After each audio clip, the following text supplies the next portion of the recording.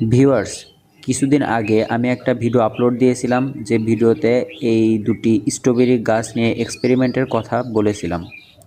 সাধারণত গাছ রোপণের জন্য মানুষ যেভাবে মাটি প্রস্তুত করে, আমি সেভাবে মাটি প্রস্তুত করি নাই, আমি অন্যভাবে কিছু করার চেষ্টা করেছি। তো আপনারা দেখতে পাচ্ছেন আমার গাছ দুটির অবস্থা এখন এরকম। গাছে ছত্রাকের আক্রমণ হয়েছিল, যে পাতাগুলো আক্রান্ত ছিল সে পাতাগুলো আমি ছিঁড়ে ফেলেছি এবং ছত্রাকনাশক স্প্রে করে দিয়েছি। আজ আমি গাছ দুটোর কিছু পাতা কেটে দিচ্ছি, যেন পর্যাপ্ত রোদ, আলো বাতাস ও খাদ্য পেয়ে খুব তাড়াতাড়ি ফুল ও ফল দেওয়ার জন্য প্রস্তুত হতে পারে। আমি যেমন মাটিতে গাছ দুটোকে রোপণ করেছি, সাধারণত মানুষ এরকম মাটিতে রোপণ করে না। আমি গাছ দুটিকে কেমন মাটিতে রোপণ করেছি এবং আরও কিছু জানতে চাইলে আগের ভিডিওটি দেখে আসতে পারেন। ভিউয়ার্স, স্ট্রবেরি গাছে ছত্রাকের আক্রমণ একটা বড় সমস্যা।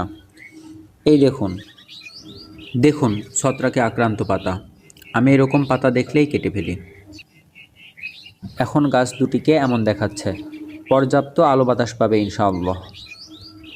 এই গাছ দুটিকে নিয়ে করা এক্সপেরিমেন্টের পরবর্তী ভিডিও দেখতে চাইলে চ্যানেলটি সাবস্ক্রাইব করুন। ধন্যবাদ।